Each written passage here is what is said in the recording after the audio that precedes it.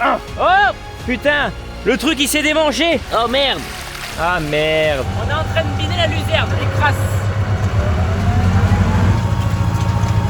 Salut Bastien. Tu vas bien? Ben ouais, Et impeccable. puis du coup on accélère.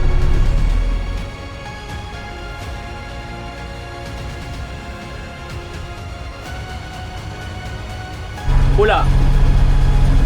Par contre, ouais, il manque un petit peu de poids à l'avant.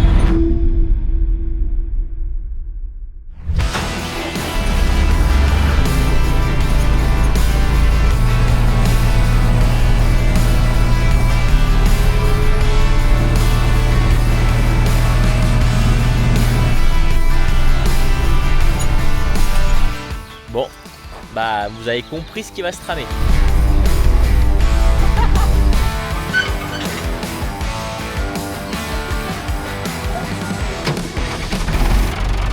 Allez, on enroule le plastique, enfin tout le P17. Là les melons ils ont grandi, donc maintenant on enroule tout. Et comme ça on les redéroulera pour l'année prochaine.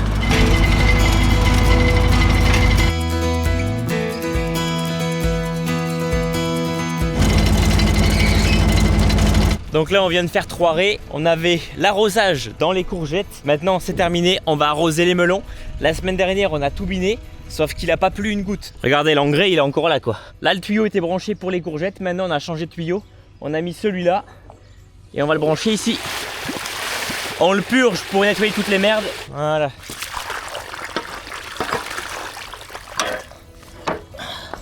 C'est branché, mon père il remet en route. Et moi je prends la trottinette et je vais au bout pour purger cette fois-ci toute la ligne. Regardez, je suis arrivé avant l'eau. Donc là moi j'ai branché le tuyau là-bas et ça va arriver jusqu'ici. Donc le but c'est de tout purger pour pas qu'il y ait de résidus qui montent dans les sprinklers et que ça bouche ici. Parce qu'après c'est vraiment trop chiant. Donc ah, j'entends l'eau qui arrive. Voilà, vous avez vu comment c'est dégueulasse? Voilà, c'est propre, vous êtes prêts? Oh putain, le truc il s'est démangé. Oh merde. Ah merde. Allez, c'est réparé. Bon, réparation de fortune. Bon, en même temps c'était sûr hein, que c'était... Dès que tu fermes la vanne juste au bout, ça te met un énorme coup, bam. Parce que du coup l'eau arrête de sortir et tout sort par les sprinklers. Ça te met ce qu'on appelle un coup de bélier. C'est la pression qui monte d'un coup et bah ouais forcément s'il y a des petits trucs qui sont fragiles, ça les pète. Donc là on a resserré les colliers et on a mis un petit fil de fer pour éviter que ça s'écarte. C'est vraiment une réparation de fortune hein. Ça arrive.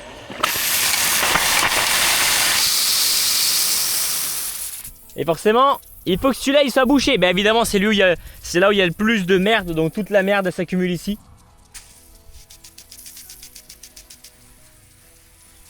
Ah, putain, regardez ça.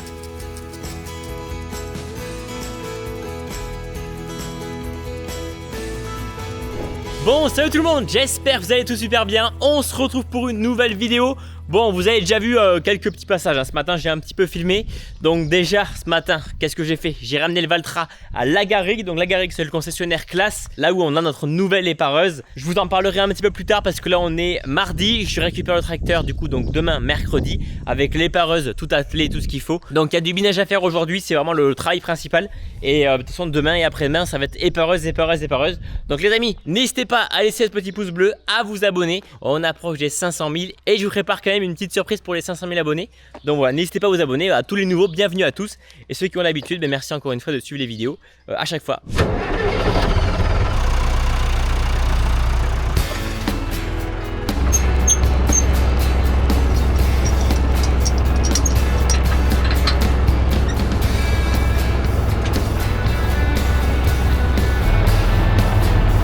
Allez, là on se retrouve, on est en début d'après-midi. Donc bon, bah, vous avez vu, hein, ça a bien arrosé. Je vous en parle quand même pas souvent de l'arrosage, de tout ce qui est irrigation sur la ferme. C'est une partie que je filme très rarement parce qu'il y a toujours des problèmes. Une fois que je voulais filmer une fois dans l'année, c'est chiant de refilmer à chaque fois les trucs. Là je vous explique, on va enlever ici le bouchon parce que ce bouchon là on va le mettre sur une autre ligne qui est juste à côté. Comme ça on va pouvoir purger la deuxième ligne. Et à la place on va mettre ici ce bouchon.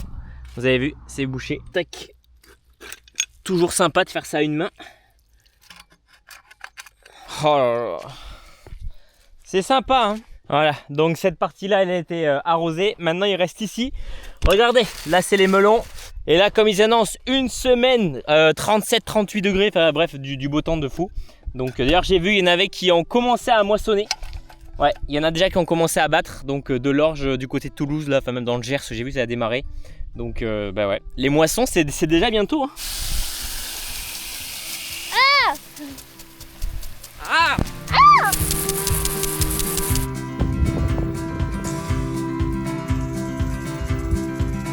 Regardez!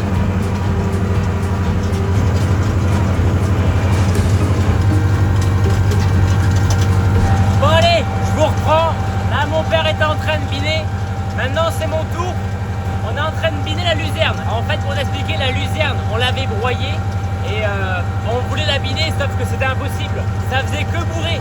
Donc ouais, comme je vous disais, la luzerne elle avait été broyée tout simplement. Donc ça c'est la luzerne porte-graine. La luzerne elle avait été broyée pour du coup couper toutes les graines. Là c'est bon, elles sont toutes au même stade, elle a bien repoussé. Et du coup tous les résidus qui ont un petit peu séché avec le broyage, maintenant on peut les biner.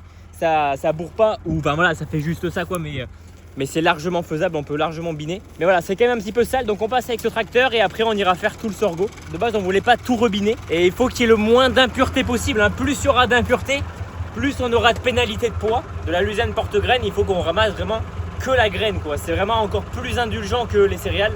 Il faut vraiment récolter seulement la graine de luzerne. Et si qu'on ramasse, on a des graminées qui rentrent en trémie, ça fait de l'impureté et c'est vraiment pas bon quoi. Parce qu'après il faut qu'il retrie en plus de la moissonneuse toutes les impuretés. Allez c'est parti. J'ai la clim naturelle, hein. Ça décrasse.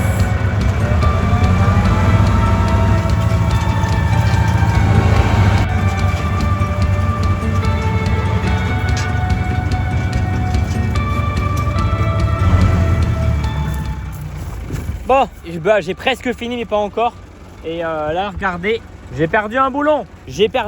Mais voilà, en gros j'ai pratiquement terminé. Ça l'a bien décrassé le tracteur, hein. Je vous le dis, dans les côtes là j'ai essayé de passer une vitesse de plus pour le faire un peu forcer. Mais du coup c'est bon. Ce qu'on va faire c'est que dans tous les cas c'est l'heure de ramasser les courgettes. Là il est 17h30.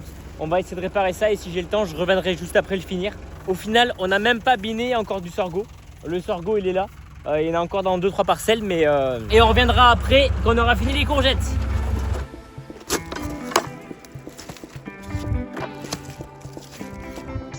On continue, on fait toutes les raies, on met ça en caisse, on emballe et on se retrouve juste après.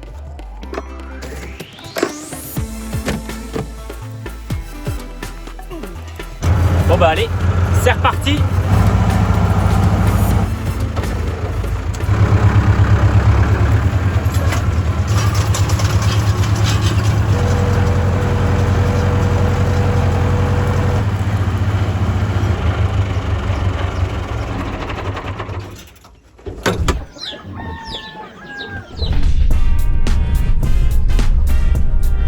Bon allez les amis, me voilà arrivé chez la garrigue. Vous avez vu, hein, regardez le magnifique tracteur avec du coup les paroles. Donc c'est une Soltea. Je vous l'avais pas dit, donc on avait une Rousseau, enfin ça fait des années qu'on a des Rousseau sur la ferme. Et on avait donc une Mangouste qu'on a vendue cet hiver, vous l'avez vu. Rousseau m'a contacté pour que je devienne leur ambassadeur, donc avec grand plaisir. Et je vais être avec Sébastien qui va me la présenter. Salut Sébastien. Salut Bastien. Tu vas bien? Ben ouais, impeccable. Toi aussi? Comment ne pas aller bien avec la nouvelle machine? Ouais, sous le soleil. Ouais, du sud-ouest. Donc toi tu es commercial sud-ouest Rousseau. Alors, exactement, moi je suis commercial Rousseau sud-ouest depuis plus de 20 ans. Ok. Je suis basé sur le Tarn-et-Garonne, donc à côté de chez la garrigue. Et c'est avec grand plaisir qu'on va te présenter cette nouveauté Rousseau 2025. Ça va nous changer du coup de la Mangouste, ça c'est sûr. Ouais, un petit peu. Mais du coup donc ouais, la machine elle est sortie là récemment. Alors cette machine a été présentée la première fois au sommet d'élevage en 2024 à l'automne.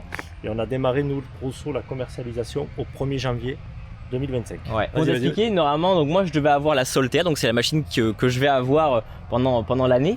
Mais normalement c'était, donc ça c'est une pré-série. Ouais, parce que celle que je devais avoir, en fait vous avez eu tellement de demandes de vente. Exactement. C'était un succès en fait de la machine. Exactement. Donc moi j'aurai la version avec le bras avancé. Et dans quelques mois. Ouais, dans quelques mois. Donc je vais pouvoir vous dire un peu, voilà, celle-là c'est une version simple avec le bras droit. Et on testera la version avec le bras avancé dans quelques mois. Et je pourrai vous dire ce que j'en pense.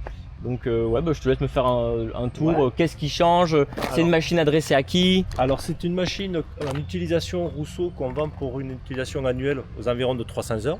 Donc niveau public, c'est une machine qui peut très bien aller pour un agriculteur, une collectivité, pour des petites cumans aussi, donc voilà, suivant l'usage qu'on va en faire avec. C'est pas pour des administrations, pour faire de la voie verte, ce genre de choses aussi. Entreprise non, parce qu'après il y a des modèles plus gros dans la gamme Rousseau, mais voilà, c'est adapté par rapport au débit de chantier, par rapport au tracteur aussi. Donc voilà, on est sur un milieu de gamme. Quand j'ai milieu de gamme, parce que c'est une machine, donc on va avoir 2 longueurs de bras. On va avoir un modèle en 4,50 m ou 5 mètres. Et 5 mètres, du coup, donc c'est celle qu'on a pris. Et comme tu disais tout à l'heure, donc cette machine qui existe en bras droit, comme on peut voir, ou aussi en option avec un bras avancé de 60 cm vers l'avant. Juste pour commencer au niveau de la machine, attelage tout simple, on peut le voir. Donc c'est pour ça que c'est une machine qui s'adapte à tout public, parce qu'on va être sur un attelage 3 points, donc sur les bras de relevage tracteur, avec 2 tirants, avec 2 haubans qui viennent se reprendre sur l'échelle d'attelage, verrouillés pour éviter que la machine soit trop déstabilisée quand on travaille ou qu'on allonge le bras. Donc montage assez simple. Prise de force, donc on est sur une prise de force en 540 tours minute. Possibilité de tourner en économique si le tracteur le permet aussi. Si on l'avait, on aurait mis, mais bon. Donc voilà, pour gagner quoi en termes d'économie de carburant, même de bruit. De bruit, tracteur qui va tourner dans des régimes un peu plus bas aussi, voilà. Et du coup, j'ai pas dit, mais donc Rousseau qui est une entreprise française, c'est fait en France, donc la machine elle est faite à Lyon, c'est ça? À Lyon, au nord de Lyon, à Neuville-sur-Saône. Neuville-sur-Saône. Exactement, depuis maintenant plus de 60 ans. Donc déjà pour démarrer, un pivot central. Donc on parle de pivot central que tu n'avais pas sur ta mangouste, parce que pour les anciens ou les connaisseurs, la mangouste était avec une sécurité mécanique. Donc là on va être sur un pivot central, donc déjà pour gagner en stabilité vu qu'on est sur un attelage 3 points. Qui dit pivot central du coup dit un vérin de balayage, qui ce vérin va avoir 2 fonctions. Soit au travail, on le verra avec la commande tout à l'heure, tu balayes pour faire des chemins, tu peux plus reculer, pour ça, faire des arrières et compagnie que tu pourras faire, toi piloter. Et aussi ce vérin il aura une fonction de sécurité hydraulique. C'est-à-dire que si tu avances, que tu accroches, il y a un arbre, une butte ou quoi, exactement, ta machine, il y aura un clapet qui va te faire déclencher la machine vers l'arrière. Ça évite de tout tordre. Ça évite de tout tordre. Machine qui est équipée de série d'une boule d'azote. Ça c'est quel confort ça. Où tu as en plus un verrouillage, un allumage électriquement, c'est-à-dire que depuis le poste de conduite, tu pourras l'activer, désactiver. Donc tu l'actives au maximum pour tes débits de chantier, mais niveau souplesse, confort, tu trouveras la différence. Donc le capot qui s'ouvre dans le gabarit tracteur. Voilà, pour pas s'il y a une intervention à faire en bordure de route, sur un usage routier, ça gêne pas la circulation. Mais c'est bête, il faut le penser, tu vois. C'est vrai que. Voilà. Donc on retrouve ce nouveau système, qui existe sur le modèle Rousseau Condor qu'on a sorti en 2023. Qu'est-ce qu'il y a de nouveau là-dessus? Ça va être au niveau de la réserve hydraulique. Quand je parle de réserve hydraulique, c'est que le réservoir. Exactement. C'est vrai qu'il est tout petit. Il est tout petit, c'est ça, bien vu. Donc on va être sur un réservoir qui en capacité ne contient que 40 litres d'huile. Waouh, tu vas me dire. 40 litres. Alors surtout que. Quand tous les vérins sont. Alors 40 litres d'huile, il y en a assez pour faire fonctionner la machine, il n'y a pas de souci. C'est que historiquement, sur les modèles Rousseau, on prend tous les modèles confondus, on avait du 90, 100, 120, c'était des gros 130 litres sur la gamme Ténor, effectivement. Mais aujourd'hui, j'ai envie de te dire, avec 40 litres d'huile, tu auras la même efficacité au niveau du travail. Tout ce système de filtration nous permet, avec moins d'huile, d'avoir un très bon fonctionnement. Voilà. Tout se joue sur la filtration. Donc là, le truc qui est très important, c'est que lors des vidanges derrière des réservoirs hydrauliques, c'est de prendre le filtre d'origine. Parce que c'est vraiment un filtre spécifique. On va désaérer les bulles pour ne pas avoir des montées en température. Et du coup, on a un cycle de refroidissement qui est très efficace. Donc on utilise des nouveaux capotages. Comme nouveau capotage, donc on est sur des pièces moulées. Donc à ce niveau-là, c'est sur une pièce moulée. Qui se déforme mais qui ne casse pas. Donc l'avantage, c'est d'avoir un gain de poids à ce niveau-là. Et tout ce qui est pare-choc aussi. Donc on retrouve tout le pare-choc. C'est un plastique ça? Exactement. Ça va rendre ça en métal. Là, reste en métal, tout à fait. Donc on va avoir une machine suivant la portée 4,50 m, 5 m qui va aller entre 1 tonne 50 et 1 tonne 100. Donc là on est sur 2 courroies trapézoïdales crantées, voilà, qui entraînent normalement ton rotor. Au niveau de l'outil de coupe, donc de série, on est sur un groupe de broyage 1,20 m. Mais déjà Rousseau, on travaille pour la rentrée de l'automne, on va dire pour les fins d'automne, un groupe de broyage aussi à 1 mètre, parce qu'on a déjà de la demande sur du 1 mètre. D'origine, on va s'abaisser, donc on est sur du fluo Y sur manille, donc on est sur de la manille 14 mm. D'accord. Donc la grosse manille renforcée, avec le fluo Forgex de chez Rousseau, qui a fait ses preuves, voilà. Donc, d'accord. Un Rousseau fluo en épaisseur 8 mm, voilà, qu'on monte sur toute notre gamme professionnelle Rousseau. Si ce rotor ne convient pas, on peut monter aussi un rotor débroussaillage. D'accord. Voilà, avec des marteaux alors. Avec des marteaux. Avec des marteaux, suivant l'utilisation qu'il y a à faire les clients, s'ils doivent passer un peu de plus gros ou autre, il y a possibilité de monter on peut quand même débroussailler avec ça sans problème. Oui, exactement. Donc on retrouvera différentes positions d'auteur de coupe. Avec ici donc au niveau du roue palpeur un graisseur. Et avec des fusées qui seront avec des têtes démontables réparables lorsque les roulements. Dès que les roulements. Voilà pour le plus gros, de l'extérieur en tout cas. On va passer en cabine. Et bien on va aller voir le plus intéressant. Parce qu'en plus le Valtra c'est pas une cabine qui est pratique, c'est une cabine toute petite. Et vous allez voir que même là, ils ont fait du bon boulot. Hein. Comment te dire? Donc on est sur une nouvelle poignée Rousseau. Ouais, voilà, toute petite. Voilà, on avait des grosses poignées chez Rousseau. Donc on va être du coup sur une commande électrique 100% proportionnelle. L'avantage de ce type de commande, c'est que ça prend pas de place en cabine. Ouais, voilà, c'est qu'un fil qui rentre. Ouais. Donc ça s'adapte aujourd'hui. Donc effectivement sur le Valtra, les petites cabines, il y a de la place. Aujourd'hui on a des tracteurs avec des gros accoudoirs ou autres. Mais aujourd'hui une commande comme ça, on arrive à l'adapter sur tous les tracteurs. Et on retrouve donc le boîtier de commande ici. Ouais. Donc là il met un code erreur E4. Pour la simple bonne raison, c'est que le boîtier est allumé. Il n'a pas la prise de force. Il n'est pas allumé, pas de prise de force, donc il n'y a pas de circuit. Il n'y a pas de pression sur le circuit hydraulique. Ok, ouais. Tout simplement. Bon. Donc si je mets le tracteur en route. Allez, ouais. Qu'est-ce que tu retrouves sur ce boîtier? Bon, le compteur d'heure et la température d'huile de la machine. Ouais. Comme on a vu cette machine, pourquoi c'est nouveau, donc il y a un refroidisseur, il va se gérer tout seul. Ok. Il se gérer tout seul, t'as rien à faire. Le ventilateur se met à température, il est programmé pour un déclenchement à 62 degrés, il va recouper à 57 degrés. Donc au niveau du boîtier, qu'est-ce que tu retrouveras? Donc la mise en route du rotor électriquement, donc ton rotor de série s'inverse électriquement, donc sans fauchage, sans débroussaillage, avec la position stop. Donc tu restes appuyé quelques secondes. Ouais. Le voyant s'est allumé, le rotor se met en route. Ok, le flottant, ouais. Ton roue de broyage qui va suivre le dénivelé du terrain. On l'avait passé à Mangouste celle-là. Deux possibilités. Effectivement, tu peux venir l'appuyer là, comme on peut voir le groupe posé en flottant, mais à chaque fois ça demande une pression ici. Sachant que si tu as la main sur ton monolevier, que tu te mets comme ça, tu as un bouton qui est automatique ici, hop, où tu réarmes ton flottant. Ok, ouais. Et chose importante, c'est ce bouton-là, au maximum, ce qu'on disait tout à l'heure, c'est la boule d'azote. Ah ouais. Que je t'invite à activer. L'avantage, ça va être niveau souplesse de tes mouvements de la machine. Okay. Tu seras moins sollicité, secoué en cabine. Je pense niveau confort, ça va changer vraiment quelque chose. Et du coup, pour la mettre en mode transport, ça c'est la grande question. Ouais. Parce que du coup, le rotor ne repose pas sur quelque chose. Non, la machine est conçue comme beaucoup de modèles de la gamme Rousseau, la Condor, la Castor, l'Alter, n'a plus de support en transport. Donc rien de plus simple. Ah oui, d'accord. On peut aller où tu veux pour aller tester ça. Et ben il faut aller à la maison, on va tester tout ça. Hein. Avec grand plaisir. Parfait. Bon ben allez les amis, on s'en va de chez la Garrigue. Ben merci beaucoup, enfin du coup je dis merci, mais en fait on va ramener le tracteur à la ferme parce qu'on est vraiment pas loin de la ferme. On va se faire un petit resto avec toute l'équipe. Bon on profite, hein, c'est bon. On profite. Et puis début d'après-midi on attaque. On attaque à tout tester.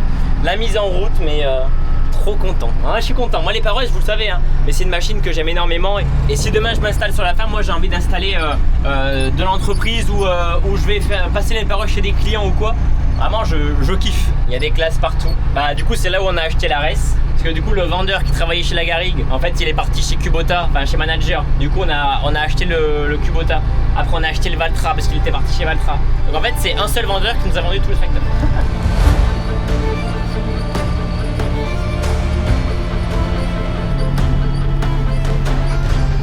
Bon bah les amis, début d'après-midi, on a bien mangé. Et là bah, c'est parti, on va démarrer la machine, premier essai. Et là on a les vérins, donc il faut qu'on enlève les sécurités des vérins pour que ce soit libre. Et puis je vais poser la caméra et on va essayer.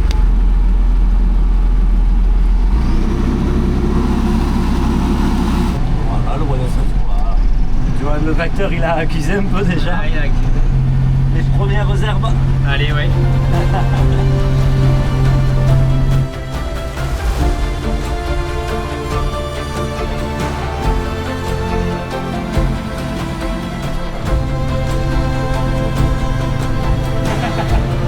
Sébastien il fait des photos, du coup il court dans tous les sens.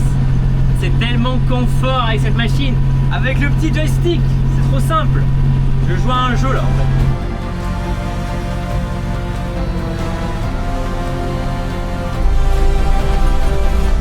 On va essayer de tester les pareuses, donc du coup Sébastien est parti. On a fait une petite demi-heure, 3/4 d'heure d'essai de la machine pour un petit peu que les prenne en main. Et puis là du coup mon père il est parti biner. Donc il bine le sorgho que j'ai pas biné hier. Et moi là je vais broyer tout le chemin en montant. Et après on a un fossé à faire absolument. Donc vous savez hein, les haies on n'a pas le droit de les broyer. Tout ce qui est haies, jachère etc on n'a pas le droit. Donc là on broie comme si on tondait la pelouse hein. On broie juste les fossés parce que si jamais il pleut clairement tout va déborder. Hein. Ça va pas... En fait, la commune n'est pas venue ici.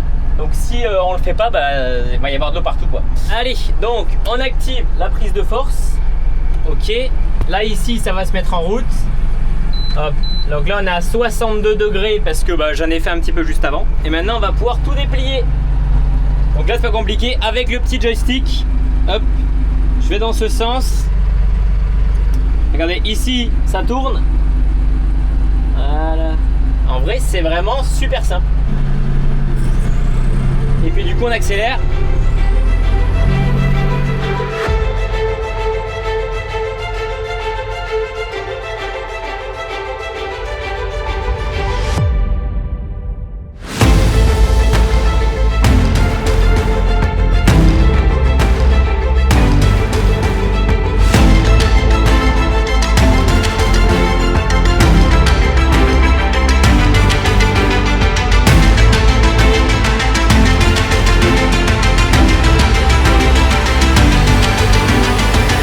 Je vous reprends 5 minutes. Oh, vous entendez le ventilateur?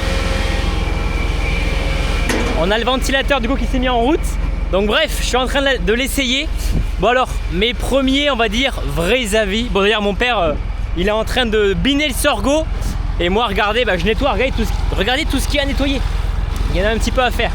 Bref, non ben voilà, du coup, dans les premiers avis, je vous le dis, moi il y a 2 trucs pour moi qui sont indispensables. C'est la tête flottante, donc qui fait que, alors là elle n'est pas en flottante, mais si elle était en flottante je pourrais la toucher. Et là c'est la boule d'azote, regardez, je peux faire ça, alors que si elle n'avait pas la boule d'azote je pourrais pas faire ça. Donc c'est bien plus agréable. Après vous savez, il y a beaucoup d'épareuses qui font ça maintenant, mais c'est vrai que Rousseau ont ça et ce n'est pas des options, ce sont des choses de base sur l'épareuse. Là la seule option qu'il y a c'est seulement le bras avancé, je crois qu'il n'y a que ça. Après le reste tout est par défaut comme ça. Et aujourd'hui grosse journée, il fait 37-38 degrés. Donc du coup bah ils m'ont dit c'est l'occasion de tester le système de refroidissement. Et là la machine on va dire en plein boulot, en plein cagnard, on ne dépasse pas les 70 degrés. Donc elle reste parfaitement voilà, elle ne chauffe pas du tout. J'arrête de blablater, je continue. On espère ne pas péter de couteau parce que j'ai pas de couteau de rechange. Tant que je suis dans l'herbe, normalement c'est bon.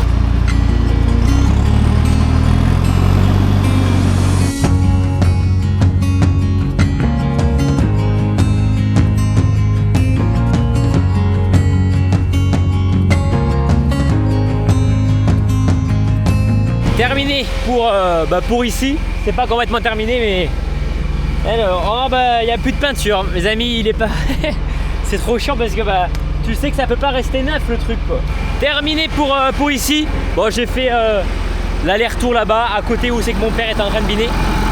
Et là on va revenir à la ferme et là on va aller faire aussi ici là au niveau du blé, entre le blé et le maïs parce que c'est dégueulasse. Donc petit nettoyage et puis voilà. Allez, on se retrouve. Bon, je vous ai pas repris, mais là on est sur la dernière raie pour ramasser les courgettes. Entre temps, ce qu'on a fait, on a mis des tuyaux pour arroser là-bas, parce que les melons, bah d'ailleurs je suis en train de passer les pareuses. Ma soeur elle arrive en courant et elle me dit faut arroser, les melons ils sont en train de crever. Comme c'était un drame, mais c'est juste flétri, enfin vraiment flétri quoi. Donc on les a arrosés, mais là vous avez vu le temps, il fait lourd, vous imaginez pas. Vous connaissez ce temps là où il fait moite, il fait chaud, il a fait 37 degrés, là il fait encore peut-être pas loin de 30 degrés. Et bref, là il est 18h, ah non il est 19h25 pardon, il est 7h30. Donc là on finit de ramasser ça, l'arrosage mon père vient de l'arrêter, là il vient de s'arrêter. Et normalement il est censé pleuvoir d'ici 2 heures, donc on verra bien. Je récupère les perreuses après, je vais aller finir 2-3 petits trucs là. Et puis de toute façon demain au boulot, il y a du boulot, Et hop, on coupe. Je viens de reprendre. Dans tous les cas, je vais pas continuer longtemps parce que la météo est pas faux folle. Là on a tous les voisins qui sont en train de faire du foin qui se dépêchent parce que la pluie est annoncée là.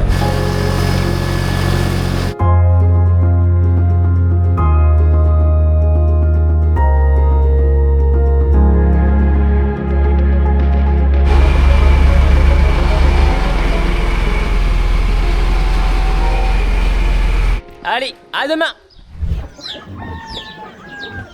Allez, bonjour tout le monde. Aujourd'hui, nouvelle journée. Bon, on est en début d'après-midi hein. Ce matin, qu'est-ce que j'ai fait ce matin? J'ai sorti le tracteur. Bon, non, j'ai pas fait grand chose. Donc ce matin on a arrosé les melons, moi j'avais quelques petits rendez-vous, donc j'ai vraiment pas eu le temps de m'occuper de l'épareuse. Et là aujourd'hui c'est le dernier jour où on fait de l'épareuse, enfin dernier ou avant-dernier, parce qu'en fait après il va falloir qu'on récupère le tracteur, il faut qu'on dételle le Valtra, parce qu'il faut qu'on mette du bord dans le tournesol, donc c'est un oligo-élément. Je prends le tracteur, j'en ai pour tout après-midi facilement. Là pareil aujourd'hui il fait 35 degrés, donc voilà, je vais mettre en place un concours qui va être disponible dès maintenant. Donc ça va pas se passer sur YouTube, ça va se passer sur Instagram, mais vous inquiétez pas, je ferai d'autres concours un peu plus tard et ça se passera sur YouTube. Mais du coup dans ce concours vous allez pouvoir gagner soit 100 couteaux Rousseau, donc 100 couteaux pour l'épareuse, pour votre épareuse. Donc voilà, ça c'est un premier cadeau, donc 100 c'est quand même énorme, hein. Et ensuite deuxième cadeau à gagner. Et ensuite si jamais vous n'avez pas d'épareuse, vous n'avez rien à faire des couteaux, vous allez pouvoir gagner une miniature, donc alors pas la Soltea, elle n'est pas encore sortie en miniature, mais de la Rousseau Castor, c'est une autre épareuse de la marque, avec du coup l'ensemble de votre choix. Donc voilà, du coup soit un Valtra, soit un John Deere, soit un Fendt, enfin bref, vous choisissez votre ensemble. Du coup vous pouvez créer votre ensemble épareuse et tracteur de votre choix. Bon évidemment il faut qu'il soit disponible en miniature. Mais du coup voilà, donc pour participer il y aura une photo sur Instagram avec le tracteur, donc la photo que j'ai faite ce matin, elle est disponible donc dès maintenant, dès que la vidéo sort. Vous allez sur mon compte Instagram Bastien-du-Baster, vous likez, vous abonnez au compte Instagram de Rousseau, le mien, etc. Vous identifiez 2 de vos potes et puis d'ici la fin du mois, vous aurez les résultats du concours. Voilà, bref, donc je compte sur vous et puis vous inquiétez pas, ceux qui sont sur YouTube et ceux qui ont pas Instagram, je pense à vous. Vous aurez dans tous les cas un concours qui arrivera d'ici les prochains jours, qu'en ce moment j'aurai l'autre épareuse. Donc c'est quand même une épareuse spéciale agricole, etc. C'est pas pour faire de l'entreprise, voilà. Si vous en faites 300 heures par an, c'est pas mal. Après si vous dépassez les 300 heures, faut passer sur un modèle au-dessus. Et c'est parti, on va aller continuer à faire de l'épareuse, je kiffe ça. It's been a while since I saw you. Where you been, my friend? What's new? A couple years still feels like yesterday. 'Cause thick or thin, we're stuck like glue. Kinda cool what love can do. A million miles don't feel that far away. Bon allez, je vous reprends, là je viens d'en faire un petit peu, je vous ai pas pris, c'était un tout petit champ. Et là on arrive, là on avait broyé, si vous vous rappelez bien c'était quand j'avais broyé et que je m'étais pris la flotte sur la gueule, c'était là. And you're rolling like a stone. Know you've always got somewhere to come and rest your bones. Don't need a map or road to show you where to go. Just look up at the stars and then you know.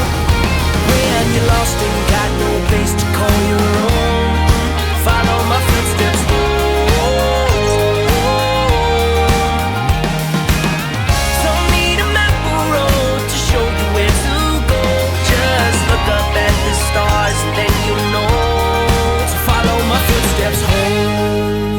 Et regardez le blé, tac.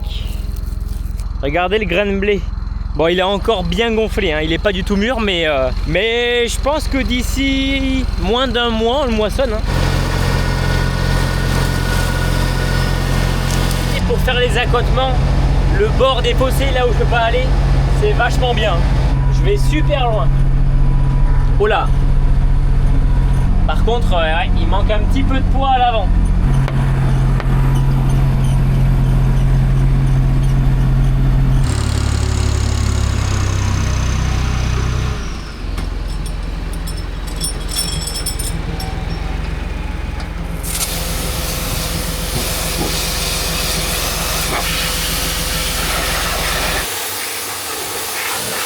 Et au moins elle est propre.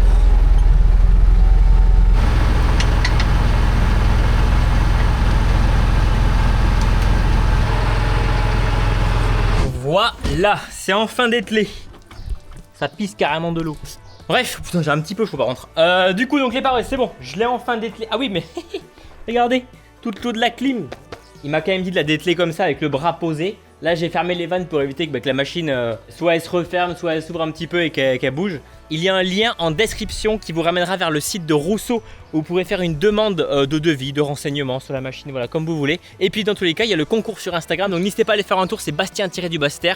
Et dans tous les cas, dans quelques semaines, je vous ferai un concours pour ceux qui sont sur YouTube, ne vous inquiétez pas, je vous ai pas oublié. Bref, c'était Starvio, je vous dis à la prochaine, merci d'avoir vu la vidéo et moi je vous dis à la semaine prochaine. Allez, ciao tout le monde!